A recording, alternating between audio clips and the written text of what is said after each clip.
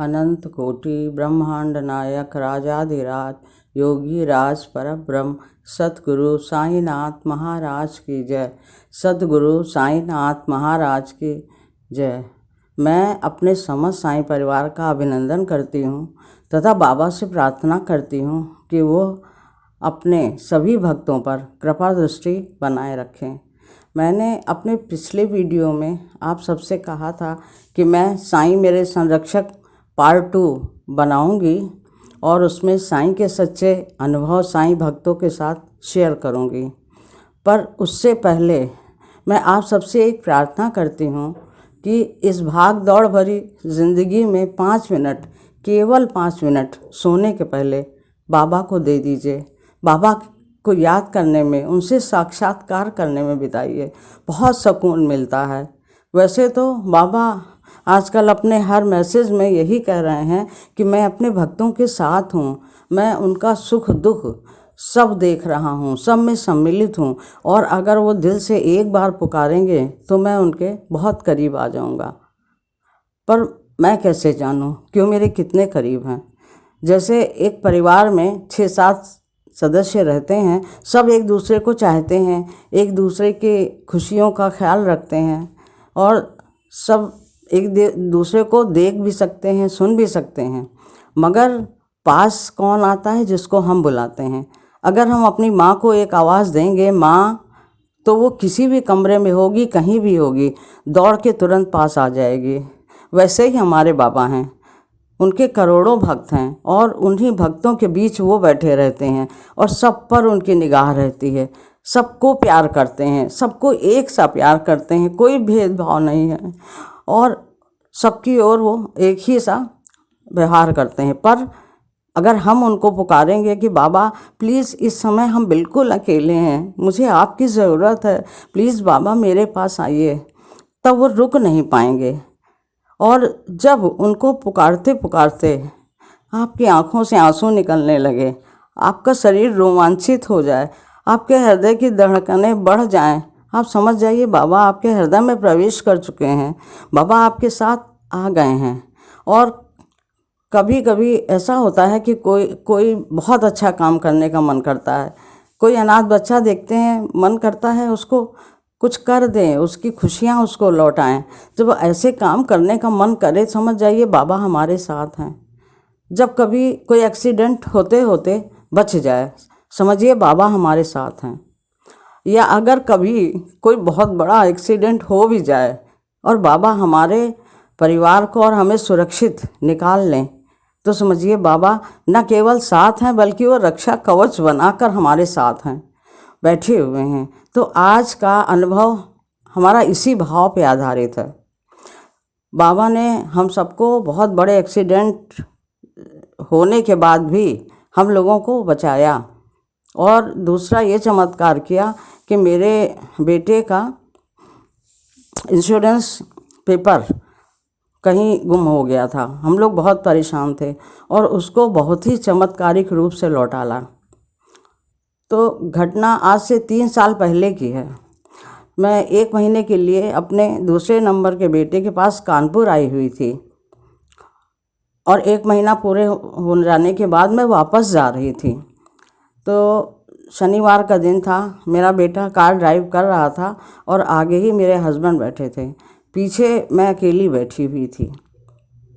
अकेली क्या, आँखों में बाबा का सुंदर रूप कैद, हृदय में बाबा की याद आ रही थी और बराबर मानसिक जप करती हुई चली जा रही थी। उन्नाव क्रॉस कर गया और उन्नाव के आगे थोड़ी ही दूर, अभी कार मेरी गई होगी, कि सामने खड़ी हुई बस से एक बहुत तेज़ धमाके के साथ टकरा गई। इतना तेज़ धमाका था कि मैं एकदम से उछल गई और मेरा सर जो है कार से के छत से टकरा गया और सीट बेल्ट के कुंडे मेरे 2 जगह मेरे सर पे लग गए और काफ़ी स्वेलिंग आ गई। थोड़ा गर्दन में चोट आई, थोड़े सीने में और घुटनों में चोट आई और अचानक जब मैं संयत हुई तो मेरे दिमाग में आया, अरे बच्चे तो आ गए हैं। जैसे हमने आवाज़ दिया, आप लोग ठीक हो? तो इन्होंने कहा हाँ हम लोग दोनों लोग ठीक हैं, तुम्हें तो नहीं चोट आई?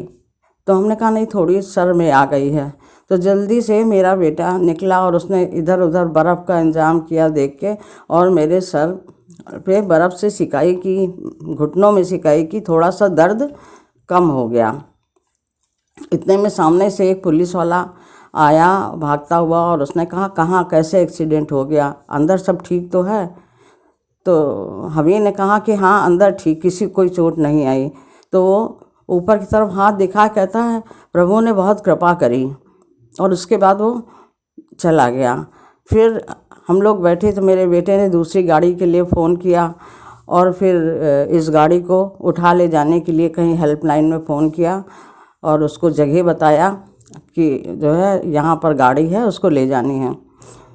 तो उसके बाद बेटे ने सोचा कि चलो इंश्योरेंस का कागज़ ही जब तक निकाल के रख लेते हैं, और अभी तो एक गाड़ी आने में 1-1.5 घंटा लगेगा, लखनऊ से आ रही है। तो ढूंढने लगे। तो ये दोनों, हम चुपचाप पीछे बैठे हुए थे और ये लोग दोनों कागज़ ढूंढ रहे थे। एक एक कागज़ ढूंढ डाला, जो बेकार था उसको फाड़ के अलग पॉलीथीन में रखा, और जो बचे थे उनमें बहुत ज़रूरी कागज़ तो थे, पर वही इंश्योरेंस का पेपर गायब था जिसकी ज़रूरत थी। अब फिर मेरे बेटे ने सोचा कि अच्छा चलो ठीक है, इतना ढूंढ लिया, नहीं मिला, तुम लोग घर पहुंचो, उसके बाद हम आते हैं, तब सोचते हैं क्या करना है। खैर तब तक गाड़ी आ चुकी थी, और जब उसमें ड्राइवर के साथ मेरी छोटी बहू आई थी, उसने सहारा दे के हमको गाड़ी से दूसरी गाड़ी में किया।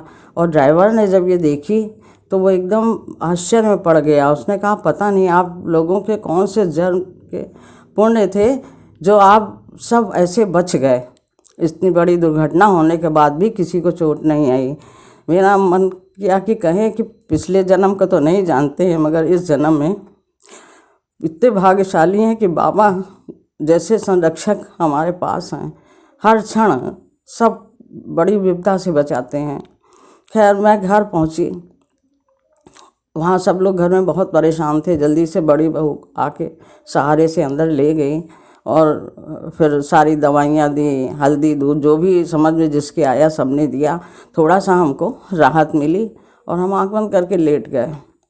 अब तक 7 साढ़े 7 बज चुका था। तो तक बेटे का फ़ोन आया, उसने कहा यहाँ का काम ख़त्म हो गया है, हम अभी आ रहे हैं और टैक्सी करके कानपुर जाएंगे, और वहीं से लेके वो इंश्योरेंस का पेपर ढूंढ के और तब वहाँ से रात में ही वापस आ जाएंगे। ये सुनना था कि मेरा जी एकदम से घबराने लगा बहुत। हमने कहा बाबा आज तक हमने आपसे अपने लिए पूरी ज़िंदगी कभी कुछ भी नहीं मांगा बाबा, हमेशा आप सबके लिए सोचते रहे। आज अपने बेटे के लिए कह रहे हैं कि अब वो वहाँ जाए जहाँ इतनी बड़ी दुर्घटना हुई है, वहाँ जाए। और हमको बहुत घबराहट हो रही है, मेरा मन नहीं कर रहा है कि ये वहाँ दोबारा जाए।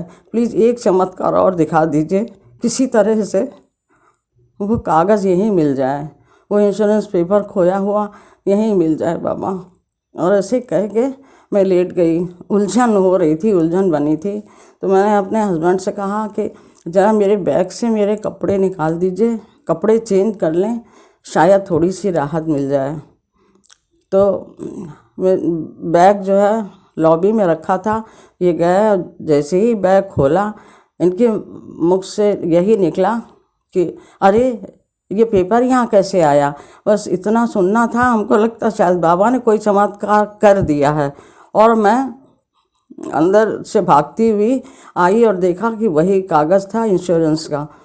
अब मैंने लगभग छीनते हुए इनके हाथ से ले लिया और उसको मत्थे से लगाने लगी, जिससे लगाने लगी ऐसा लगा बाबा के हाथ का स्पर्श अभी अभी इसमें बना हुआ है, अभी अभी तो हमने बाबा से कहा था और अभी ये मिल गया।